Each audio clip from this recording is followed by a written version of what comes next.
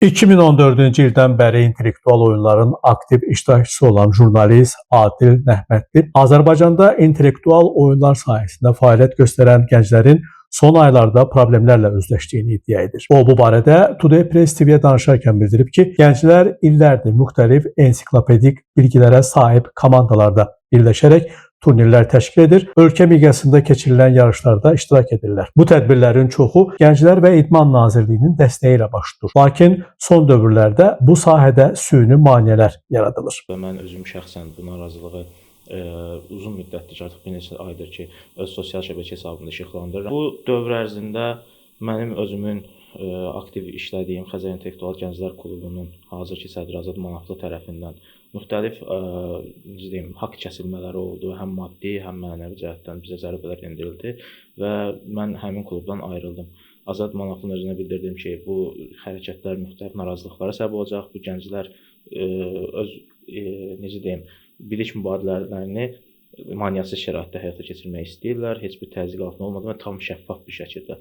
Belə deyim, intellektual sferada müəyyən qazanc əldə edən insanlar var və bu mümkündür. Sadəcə olaraq bizim böyük qazanclarda gözümüz yoxdur. Biz sadəcə həm tədbir təşkilatçılığı da bizim özümüzün öz biliklərimizi daha da inkişaf etdirməyə kömək edir. Nəinki biz oradan böyük bir qazanc güdürük, belə bir söhbət yoxdur. Müsahibimiz iddia edir ki, indiki rəhbərlik intellektual oyunlardan uzaq olduğu üçün gənclərin maraqlarını qorumur və bu da fikir ayrılıqlarını dərinləşdirir. Onun sözlərinə görə bununla yanaşı Xəzər İntellektual Gənclər Klubunun sədri Azad Manaflı onların təşkil etdiyi turnirlərin keçirildiyi məkanlara məktublar göndərərək iştirakçılar barəsində əsassız ittihamlar səsləndirib. Bizim son dövrlərdə əsas tələbimiz o idi ki, həmin klubun sədri dəyişilsin. Bildiyiniz kimi təsisçilər digər şəxslərdir, bir neçə təsisçi var klubun. Biz onlarla da görüşlərdə dəfələrlə bunu desək də hələ ki bir nəticə yoxdur.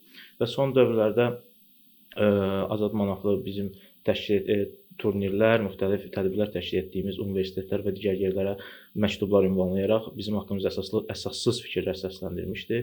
O bizi separatçılıqda, müxtəlif oğru aləmini təbliğ eləməkdə, üzr istəyirəm ifadə edirəm və digər başı pozuq əməllər törətməkdə ittiham edir. Halbuki bizim həmin universitetlərdə də təşkil etdiyimiz oyunlarda tam yeganə fəaliyyətimiz ondan ibarətdir ki, biz gedirik, sual oxuyuruq, oynayırıq, müxtəlif intellektual tədbirlər təşkil edib qayıdırıq. Və hal-hazırda bu səbəbdən Azərbaycanda intellektual tədbirlərin sayı xeyli azalıb. Çünki biz harda tədbir təşkil ediriksə, klubun sədri ora məktub yazır, bizim haqqımızda əsassız fikirlər səsləndirərək o məkanların əlimizdən çıxmasına çalışır. Bu vəziyyət gənclərin Gənclər və İdman Naziri Fərid Qayıbova açıq məktub göndərməsinə səbəb olub. Ancaq müsahibimizin sözlərinə görə məsələ ilə bağlı hər hansı araşdırma aparılmayıb. Ümumiyyətlə Azad Manaflının son dövrlərdə bəzi qayda pozuntularını cəhd etməsini də biz aşkarlamışıq. Gənclər Fondunun qrant müsabiqəsində qalib olmuş Azad Manaflı Azərbaycan Kuboku layihəsi üçün 90 manat iştirak haqqı təyin edilmişdi. Halbuki qrant layihə olduğu üçün bütün xərclər əvvəldən qarşılanırdı. Bununla bağlı biz onun özünə xəbərdarlıq etdik ki, qrant layihə üçün iştirak haqqı tətbiq etmək, əlavə gəlir güdmək qanunsuzdur. O isə bizə əvəzinə bildirdi ki, artıq bu gənclər üçün mən pulsuz heç nə eləməyəcəm, heç kimə borcum yoxdur. Halbuki onsuz da bu dövlət tərəfindən maliyyələşən bir tədbirdir. Fond tərəfindən maliyyələşən tədbirdir. Mənim heç kimə borcum yoxdur. Bu 90 manatlıq iştirak haqqı ilə həmin tədbirin elanı verildi. Biz gənclər olaraq yenə etiraz etdiyi şərhlərdə etirazlarımızı bildiririk. Kifayət qədər təcrübəli oyunçular, hansı ki bəziləri hətta böyük televiziyada nə harda nə zaman verilişlərinin, brandingin dəfələrlə qalib olmuş şəxslərdir. Etirazlarını bildirəndən sonra o geri addım atdı və 90 manat iştirak haqqını ləğv edərək tədbirin hətta məcbur oldu ki, ümumi summasında bizlə bölüşsün ki, bu qədər ayrılıb, bu qədər ayrılıb.